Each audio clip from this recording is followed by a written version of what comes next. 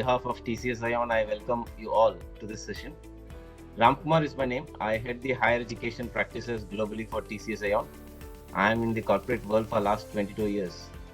Service in many leading business corporations in this country, like State Bank of India and Reliance Industries. Today, I am honored to moderate this session panel by two eminent educationists in the country.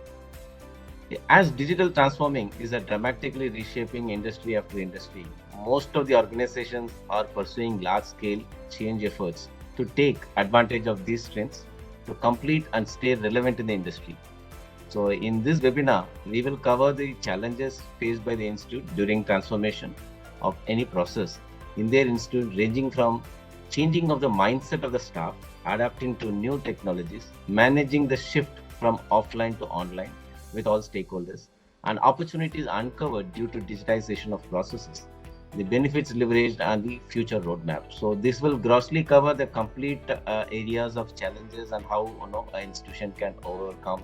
And we have very good speakers with us in terms of covering the larger segment of the education.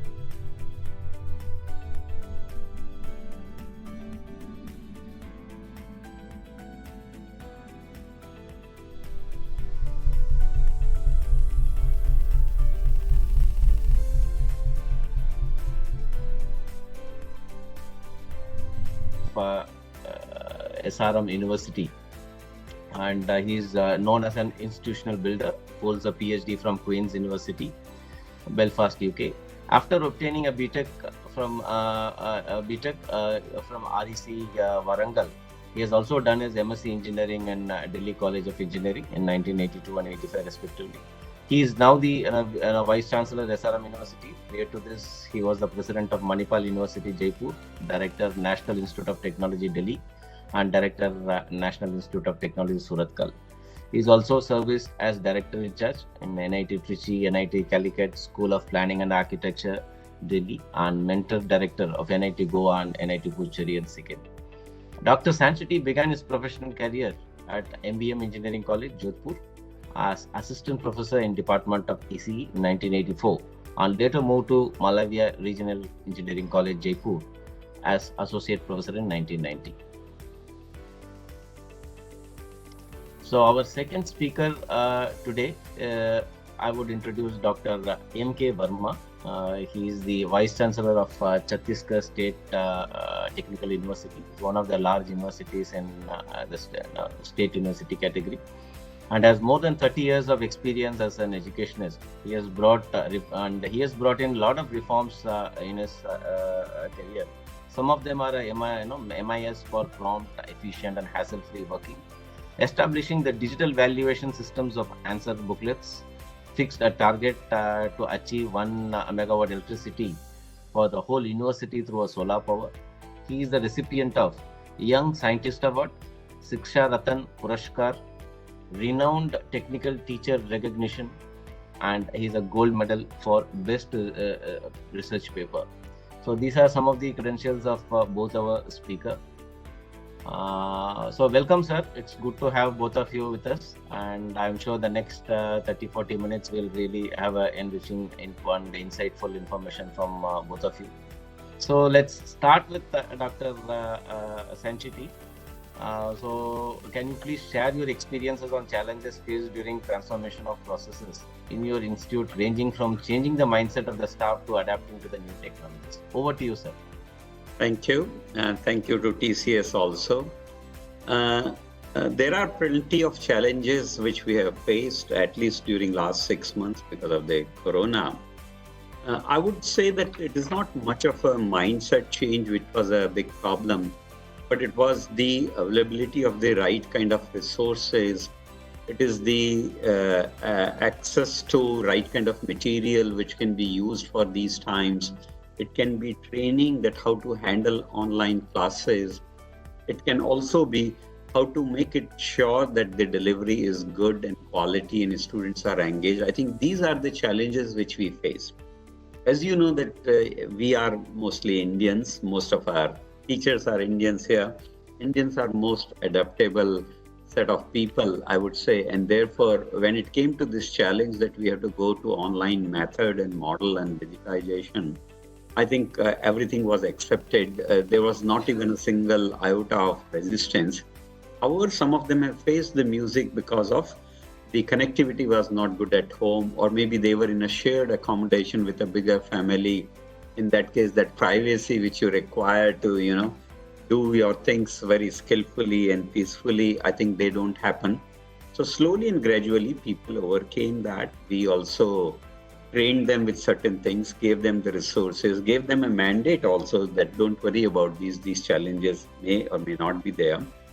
As a result, I would say that once we started the new semester, which obviously began in September in certain ways, and certain other classes became a little later, and like so on and so forth, I have found, and our old batches, by the way, started coming from August itself, and I found the attendances are no lesser than 80-85%, and in most cases it is around 90%.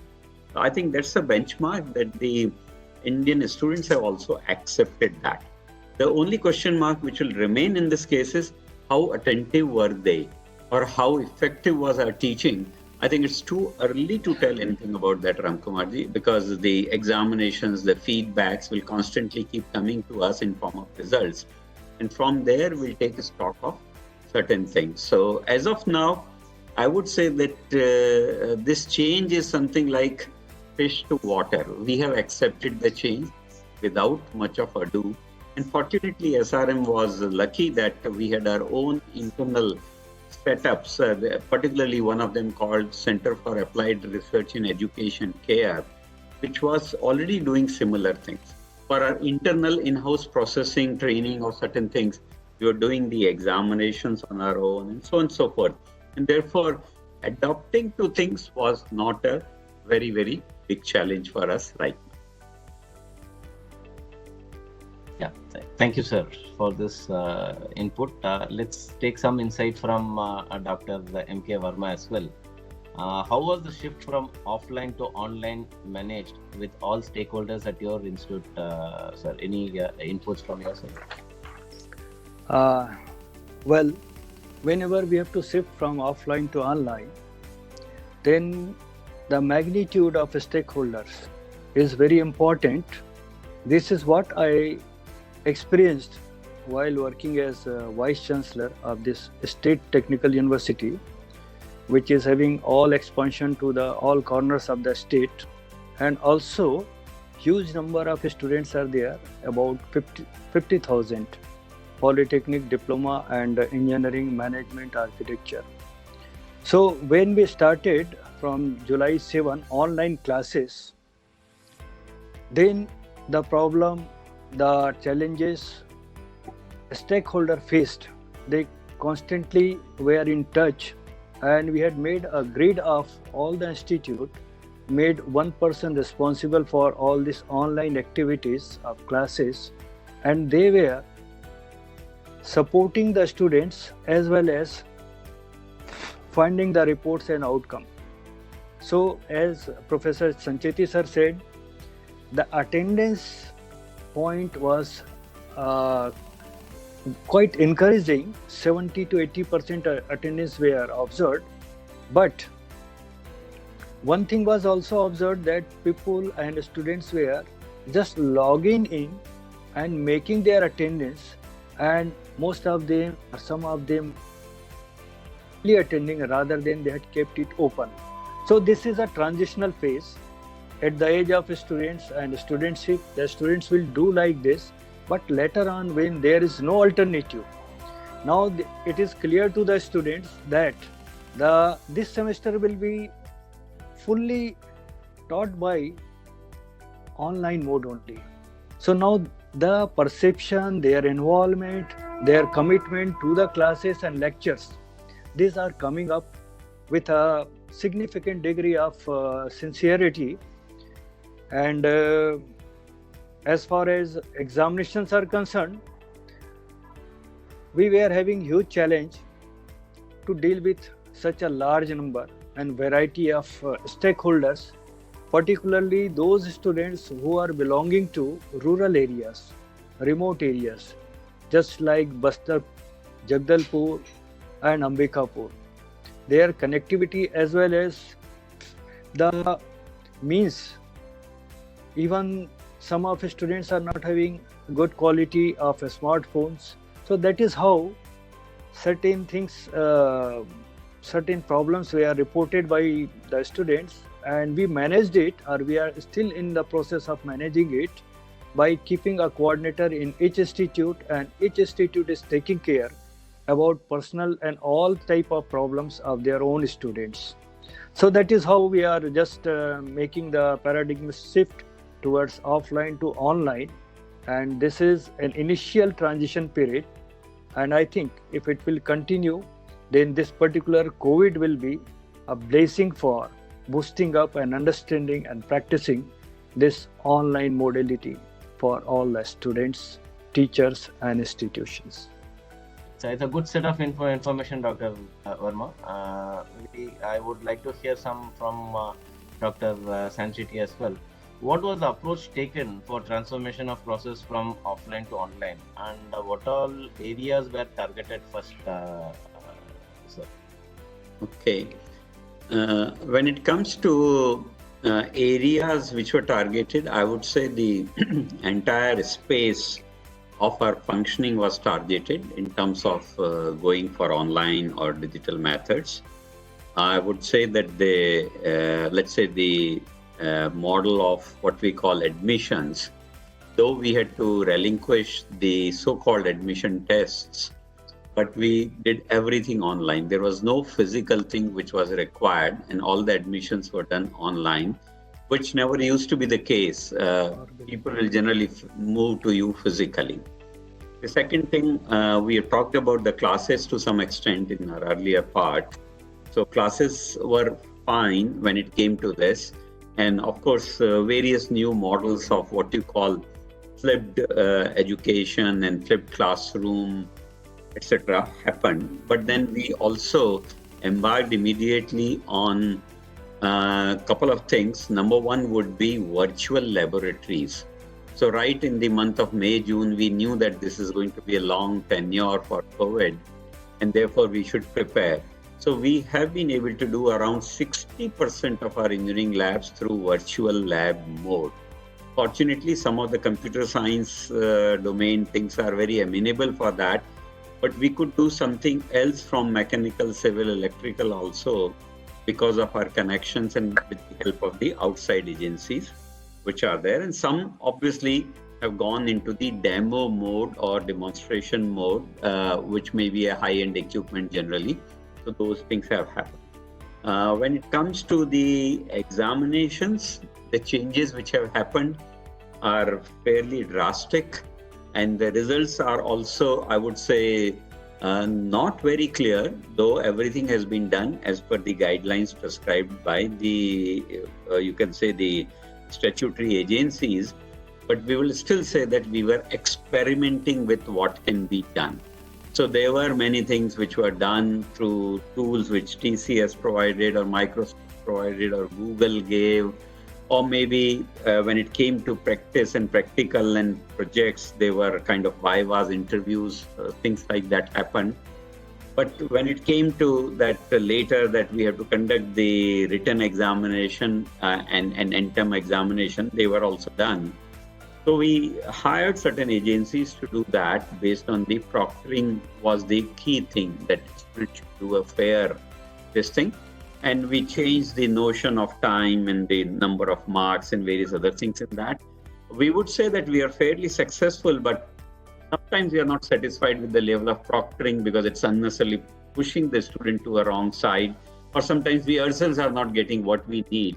And the biggest challenge was with the faculty. There, our training probably was a little bit more desirable. That faculty was not very well versed with uploading things there and doing the proctoring, because some of them were assigned that the job of one-to-one proctoring also, or one-to-many proctoring. So there were some more challenges, and some of the softwares which we ended up using probably were also developing. So I think that was the way the transformation has happened. But when it comes to research people, but for the hardcore research which was required, I would say not much of loss has happened. They were able to carry out. I'll give you an example that how we circumvented the sharing of resources and all that. For library, all resource sharing, we ended up buying 10,000 licenses for a software called Remotex, which allowed people to log in and directly access all the electronic material and certain other things on demand. If they request, we will pass it on to them. And therefore, there was no handicap as far as the resource materials are concerned. But then I would say that there were many features of this COVID. And one feature was that agencies like you, TCS, gave us a lot of things which were useful to us. So was the case with many others like Coursera's and others. They gave us huge licenses free. Therefore, our students have done extremely well, taking number of self-designed or self-selected courses. And therefore, I would say that those individuals who were driven, those who were meant for doing well, probably have seized this opportunity because they have saved in terms of time and the cost, and they are allowed to do the multitude of use of multitude of technology. But those who are not so driven, in my opinion, they might have suffered a little bit here and there. So that is how the transition has happened. And of course, we have done the hand-holding of everyone, students and teachers alike, given them the liberty in terms of their physical presence or operating from home, in terms of their salary, in terms of their support, in terms of their fee payment. Financial things were very, very bad in the country, throughout the world, of course, for a lot of people who came from difficult background, and so on and so forth. So you can say in general, we have been able to put a right show without much of difficulty. Right now, I can say one thing. In doing so, we have given high degree of flexibility to the deans or directors or HODs or the faculty themselves, which LMS to choose, which platform to choose. Let's say you want Blackboard or Canvas or anyone for that matter, or you want Microsoft Teams or anything from anywhere, basically Zoom, whatever it may be. Everything was allowed to them, but sooner or later, we will be finalizing those things at our level so that finally their integration can be done in our ERP, which is something important. So those are the kind of challenges, or those are the kind of answers we had this time. Thank you. Oh, thanks, Dr. Sanach. It's a good, insightful information. So, Dr. Verma, from digital transformation perspective, by its very true nature, how did you manage the change management within your employees? A lot of expectation will be there from the employee side as well, and a lot of anxiety will be there. How did you manage the whole change management process from people perspective? Right now, I wanted to remind Mr. Ram Kumar that in 110 affiliated institutes, and we have to interact with all the informations, exam related, whether it is class test, whether it is whatever it is, fees and others. And these are being done very successfully by your organization. And at present stage, the students do not need to come to the university, and you will be finding that very scanty number of students are there who are coming from all over the state for the sake of their fees deposit, examination fees, enrollment, like many activities are there. And of course, even the mark sheet and even the provisional degree certificates all are being online. So that is how I had seen and observed a great transformation in last 3 years, that students need not to come only in case of a specific problems where deadline has been passed away and they have to come and meet and explain their problem. Personally, they are coming, or otherwise now it is blind, and that is how the effect of this automation online, all activities of students They are not coming. Even 60-70% students of our university did not see the university actually. It is located at Bhilai. So other institutes and their students need not to come like that. And the exposure for online work has greatly been enhanced. It has been given a lot of confidence to do online all the activities related with themselves. As far as employees are concerned, so all the 110 institutes, their employees and teachers are trained by this time how to see and how to open and how to fill up the marks and transformation of information which is related with examination, academic activities, seminar and other applications.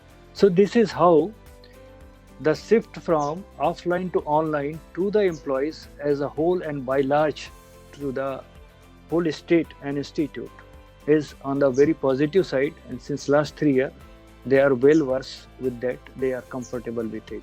So that is how I had seen and observed these changes in last 3 years. Yeah, thanks, Dr. Thank Verma. you. So, Dr. Sancheti, if I want to discuss some examples of most successful implementation in recent past with respect to your institution, how will you, which are those, or how will you like to classify that?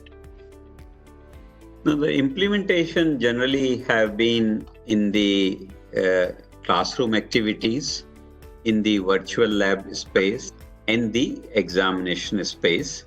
Some of the points I've already kind of given you in terms of classroom activities. We have allowed the freedom to the teachers so that they feel the comfort, but it may not be the comfort zone for the students that teachers change something. So as we move on, we will possibly narrow down.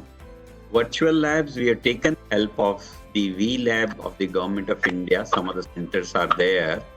And also NITK Surathkal, we have collaborated and taken their support.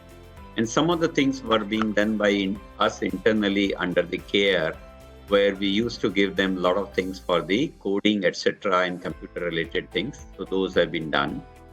We have, of course, done partnerships with AWS and Microsoft and others in recent times, so that all their pool of things are available to students to do things their own.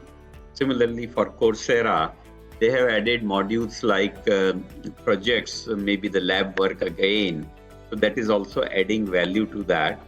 And of course, what we have done is we are a very big university by ourselves because we are a standalone university, but again, are 52,000 students. And placements are something very important. So right from July onwards, we started preparing our students for online. So all the placements are now happening online, and it is more or less on the same usual lines which are there. It's as if there is no change which has happened. When it comes to charging your own batteries, be it faculty or administrators like us, I think there is no dearth of webinars which are there. So whether it is a webinar series on COVID, so we must have done 50 programs. Whether it is a webinar series on something else, of course, number of things are happening. NEP has become the flavor of the times, new education policy, national education policy. So we are doing. So we have used all those kind of methods which are there. And we have used this time also to improve on the maintenance and the campus renovations and other things so that people get the job and they get the opportunity to get paid. And of course, the campus also further improves, which is there. So in the same sense, we are now trying to improve our ERP, we call it URP, University Resource Planning. So we are trying to do those things also in a new fashion. So yes, we have always sat down together to make sure that we don't slip any important lines. We have the adequate resources. For example, we increased our internet bandwidth some 3 times, which was around 1.5 Gbps has become 4 Gbps now in terms of whatever may be the overall requirement. We constantly study that in terms of how we should cater to the students in terms of those kind of requirements. Now we are making a big plan in terms of all infrastructure going to go to IT infrastructure, be it how to enhance our high performance computing. So hopefully we'll be using the cloud methods and using Amazon services in this particular case because we have recently agreed with them. So there are many such things which probably are the things of new successes, I would say. And we were at one point of time also ready because we didn't know the severity of what we call the COVID. So we were ready that we will create a center, 2 centers here. One center will be called Teaching Learning Center. Another one will be called Examination and Assessment Center. One is TLC, another is EAC. The purpose of that was that any student who lives in the neighborhood of our institution but belongs to other institution, doesn't have the gadgets, resources, physical connectivity, or safe environment, if he or she can come, they will be allowed to come here. And same way, someone else from outside will reciprocate it to our students. So that was the plan which we were creating for ourselves. And the final thing which we did in these times, because we got more time and we have floated those schemes, that we have understood that many students of India were wanting to go abroad, as tradition has been. 4 to 5 lakh students will go, and they would not be able to go, not necessarily because of the cost, but maybe because of the COVID and travel ban and flights and visa delays, various other things, maybe parents becoming little uncomfortable. So we created new schemes, what we call 3+1 twinning programs, or 3.5 and 1.5 with some integration for masters. We talked to our partners, MOU partners with whom we were working, what more can be done. And that is how we have floated many avenues for students, so that those who are making an entry into the system now, or those who are anyway very keen on going to outside India under Students Abroad program, will probably take advantage of it. And the final thing is the one which we are trying to do with the TCS. I'll be very happy to share that we are trying to launch the programs with TCS, which may go into the domains of not necessarily engineering, but maybe BBA and BCA and other BSc kind of a program, where there can be more certifications, where there can be credit transfers, where there can be minor specializations, and where there can be online and distance programs offered. Fortunately, SRM today is already into distance education. And for online education, we were in the process, but COVID came in. And recently when UGC opened, we have, of course, gone ahead with that. And the technical clearance is there. The final clearance will come once we have uploaded all the data which has been done. So online and offline, in my opinion, will be emphasized in times to come, would be the new flavor.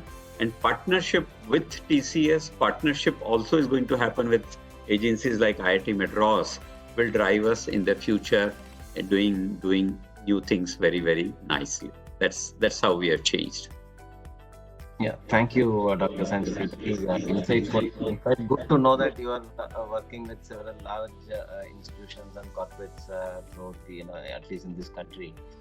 So, Dr. Verma, some quick inputs from you. Can you share some examples of digital initiatives which was you feel more successful at the university level? You had asked for one successful, but I would like to say three give successful more. experiences are there. One is with TCS, which we had already discussed. Second one is digital valuation. We had the magnitude of answer books, 5 lakhs per semester. We cut it, we get it digitized, and then we are getting its evaluation through the 27 online centers. So after introduction of this particular process, the results of this university, great number of students are always coming 2 or 1 days prior to the schedule one. So this is what, without any failing. So that is one of the very good experience of digital valuation system which we had evolved here. And second one is just a recent one during this COVID period. Initially, we had gone for final semester online examinations, but it was not proctored, and it was a matter of dissatisfaction to ourselves and everybody. So, in the next stage, at presently, we had evolved online proctored examinations. The conventional examinations, students are appearing for 3 hours, but it is all proctored, and we had created a control room where each invigilator has been given online proctoring for 20 students. They are interacting, they are directing, and also inbuilt features are there. If somebody is not following for twice or thrice, or he is trying to misuse this one, we capture it, and sometimes it is also being cancelled over there, disconnected. And of course, during this particular MTech examination for the whole state with proctoring, we had gone through a series of mock examinations. Then only the students were able to understand how they had to write down, how they have to look after this answer to be uploaded, scanning and uploading, what is the system. Then again, the soft copies, we had created masking of first page, the roll number and other information, and creating an code for it. Then we are sending it for the valuation. So whatever the digital valuation which we were doing earlier, the same has been also adopted and incorporated with online proctor test. So this is what, when we see and go through this big control room, and everyone is going to look after 20 students on different one, and they are directing. And so now after initial shaky phase, where we found 1%, 2% students were not able to upload their answers in time. Now after 4 or 5 paper, everybody is able to do it. So they had comprehended, they had understood what are the problems, how we have to do it. And also we had made some arrangement, if due to connectivity of internet, if it is being stopped, then the time will automatically be stopped. Then whenever the connectivity will be established, again it will go ahead. But this situation did not arise anywhere. So anyhow, students are aware, stakeholders are aware. They had come up with all their basic arrangements of getting connectivities, power supply. So that is how the improvement in the students, improvement in the system we had observed and experienced. We are thinking to apply it with the same process for lower semester examinations with the conventional system, but online mode.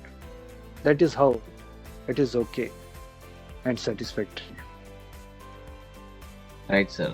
Thank you. I think good to know that you have kind of digitized your exam process, and you have also digitized your evaluation process. And I think end-to-end your university is completely digital, at least with respect to the examination cycle, right? Starting from application till result processing. Good to know that. So, right, Dr. right. Thank you. Yeah, Dr. Sanchiti, a quick information maybe from, can you highlight on the opportunities uncovered due to digitization of processing? Yeah, thank you. Uncovered is there, but how much we have progressed is to be seen. So the opportunities, if I take, since we're talking about the examination, to conduct open book examinations would have been difficult, giving the material, resources, and so on and so forth. Now with advent of this new tech and online, we can always do the open book examination system, because the life beyond graduation is like an open book system only. All your tests are open book. So that's an opportunity. Similarly, we in India sometimes find that we lack in group activities and team working. So giving group examination, giving a group exercise possibly was not there using the conventional pen and paper mode. Now those can be experimented, which is very easy. I'm just giving the examination examples. The third good thing, opportunity would be, if I get 60, 70 marks after appearing in my test, I'm happy that I have got good marks. But I don't know where I made mistakes for 30, 40 marks. And because the copies will be checked after a certain time delay, and students will leave for their homes and trainings or whatever, they would not be able to see where they gained marks and where they lost marks. Now in this online model, there is a beauty which is already built in, that their answer scripts can be shown to them. They can be in their possession for as long as they want without much of ado. I think these are the opportunity. Biggest opportunity for me would be a good resource utilization. I'm just giving an example, only one, there can be many. Lab. Generally a lab, if it is an advanced lab or something very different, unique lab, it will be used maybe one day in a week, at the most 4 to 6 hours during the working hours, depending upon the semester, depending upon the year and the class. But now these labs will be 24/7. Students will study and use them as and when they want without any difficulty, with much more safety, much more control, with much more preparedness and much more advanced also. So that's another opportunity. The best opportunity, of course, would be people like Ramkumarji or Professor Verma would not be available plenty in this world, who are good teachers, who are good people. And that is why we have shortage of teachers. And once the shortage of teachers is there, then there is a huge difficulty in ordinary institutions. Now with technology, you will find that shortage can be overcome by the technology. Sandeep Sancheti can lecture at 4 places or maybe 4 times a bigger batch very easily using the technology. And therefore, I would say that this will give us an opportunity in terms of what we call repeatability, reliability, reproducibility. All these components will improve. If you ask me to repeat the same point 3-4 times, I'll not be happy and I'll not be doing it with the same intensity. But here, if it is recorded and I'm only available for discussions and very easily drive the discussions, there is no difficulty. And therefore, technology is full of opportunity. It will also, in my opinion, lower the cost in long run. We have seen all the examples, you yourself come from there, that how you have lowered the cost of functioning of many things. Mobile's cost has been lowered. We also know the energy cost is lowering because of the solar. We know that the transportation cost will lower because of electrical vehicles. We also know the banking costs, etc., have come down to very minimal because of the technology, financial cost, or whatever such things. Therefore, this has now made an entry into education. In long run, my sustainability will be better, my costing will be lesser, and for a student side, affordability will be better, and they can transgress to any institution in times to come. That is the opportunity. They can learn anything they want to learn, and it will become more student-centric. That's my take right now. Thank you, Dr. Sancheti. It's a good set of information. Dr. Verma, maybe some quick inputs to us at what is there in your roadmap, or what is your vision that you are planning to do for the university perspective in the next few years to come. Right. Thank you very much. The benefits leveraged due to digitization is quite evidently, while I was discussing and explaining the experience with the digitization and using the digitization for as a MIS system by TCS for all the students and institutes to interact and send the data, receive the data, information. Similarly, the advantages of digitization we had experienced is, I think, at its initial stages. A long journey is to be done. We can imagine that teaching, learning, evaluation, and the certification, everything is being digitalized. This is an ideal condition in case of digital education.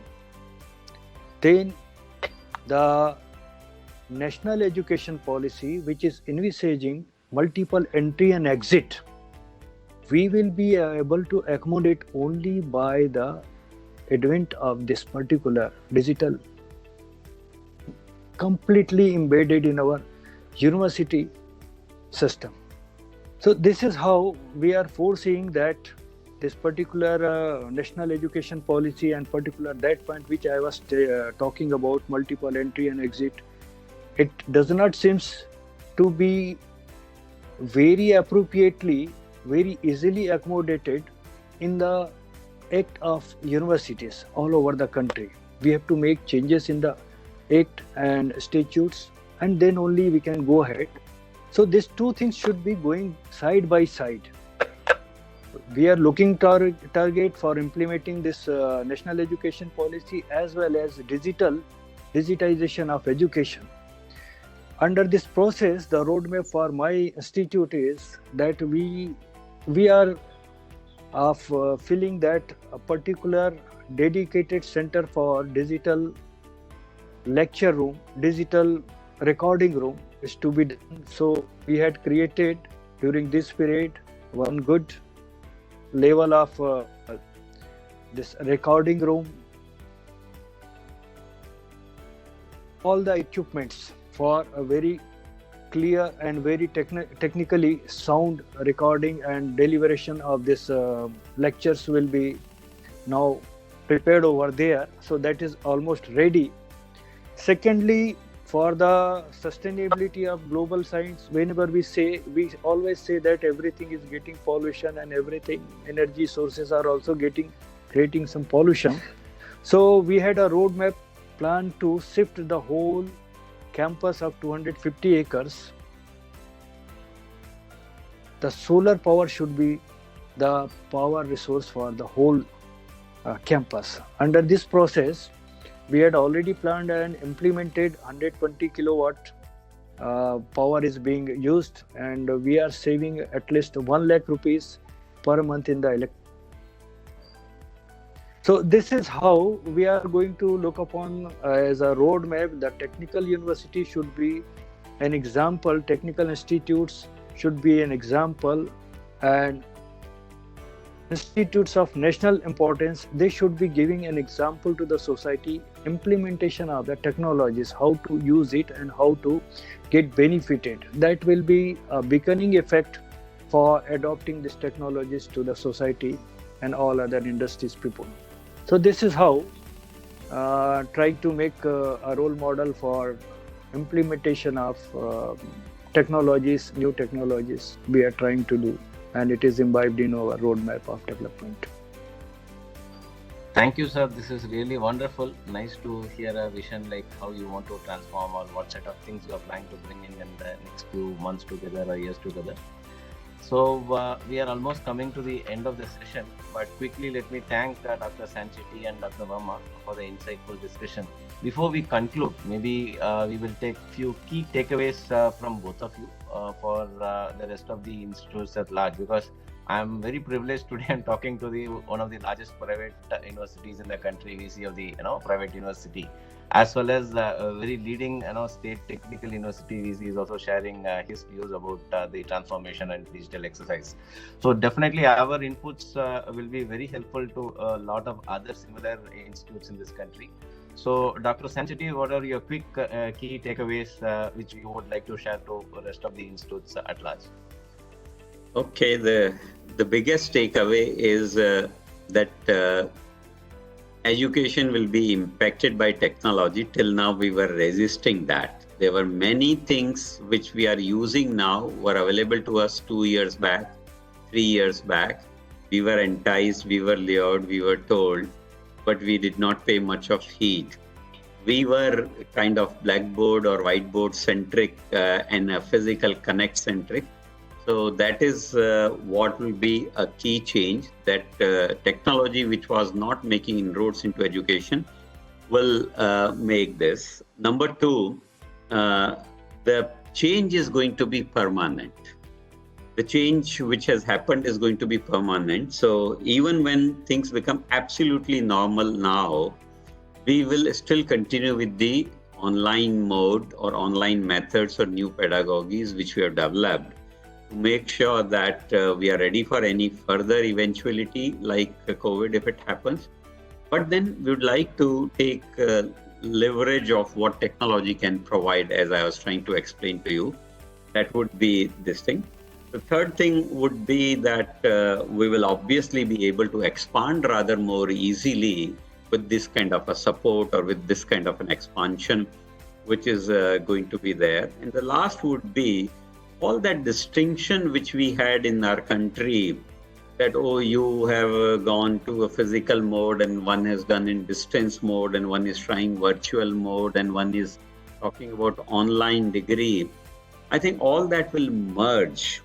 And with that, you will possibly say that it will become a flexible education from 20 to 80, because people have a long life now and they would like to learn. So from 20 to 80, that 80-20 formula, which we are famous for in workspace, would be applied in the education space also. So 20 to 80 will make use of all variety of tools which are there. And my final expectation in terms of change is educational institutions will also have to behave like industries to some extent. And some of the industries, setups like TCS, will also come into education space in a very big way. You know that you are making forays there. We also know that Microsoft and Amazon are doing. I'm surprised to know just only 10 days back, Amazon has started services for IIT coaching also, things like that. So the amalgamation of different world into a single world is happening. Those barriers that who are you and who are we is also going away. So there are many, many unique and interesting changes coming in. That's my answer to your question. Thank you, sir. That's really useful. Dr. Verma, few quick takeaways from your end for the larger audience. Right. Thank you very much, Mr. Ramkumar. I will be bringing you back to the topic of today's discussion: digital transformation in engineering, challenges, future potential, and opportunities. So I would like to just say something about it, then I will be coming to answer your part.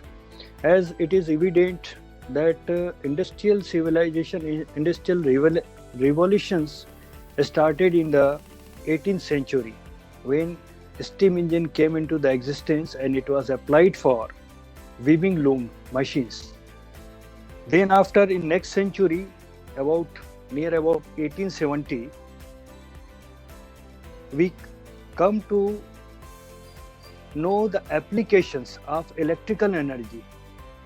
Earlier it was weaving loom it was all steam energy and mechanical energy. Now this mechanical energy is being derived in 19th century by electrical energy, with the greatest advantage that this energy form can be transported from one place to another place. And this biggest characteristics of this particular second industrial revolution, we call it, was widespread effect on the society, daily life pattern, industry, business, democratization. Everywhere it has given its impact. As a mankind and their history, we are getting a significant change in the system of human. Then third revolution came in 1969 near about, when this electronics and IT came into the picture. And now we are in the fourth industrial revolution. Just now, we can say just recent year back, it is the cyber physical production system, CPPS. This is targeting merging the real world with the virtual world. Now anything virtually is the real world, and real world is being convertible into the virtual world. As sir was telling and giving examples that 80% laboratory works are on the virtual world. Laboratory is virtual, everything is virtual. Any training, aeroplane, a spacecraft, anything is there, it is all virtual. So this is the fourth revolution, industrial revolution, where merging of real world and virtual world. We will come to see in the future what are the different aspects of all this, and this is being possible only because of this exponential technology. This exponential technologies are the technologies which are getting doubled of its capacity near about in 18 months. Every 18 months its capacity will be doubled. And this is evident that chips, bandwidth and computers, their capacity is changing every 18 months. Every 18 months it is getting doubled. And this particular application of this exponential technology, we are very fast rate we are going to observe in the biotech, neurotech, then new energy and sustainability, ICT, mobile technology, different type of sensors, 3D printing for the industries, artificial intelligence, robotics, and drone. So these are the various exponential technology where we are going to see a lot of wonders in coming years. That is how the technology will be taking this human society to a different level. I think we will be alive by that time also to experience all those things. And definitely, whenever we talk about its challenges and opportunities, I feel that challenge and opportunities are head and tail of a coin. If challenges are there, you just flip it up another way, you will get the solutions of it, opportunities out of these challenges. So these challenges definitely, as usual, we had been experiencing throughout the development of mankind, that it will be all facet in the life. Just like trade and business, we can see trade and business.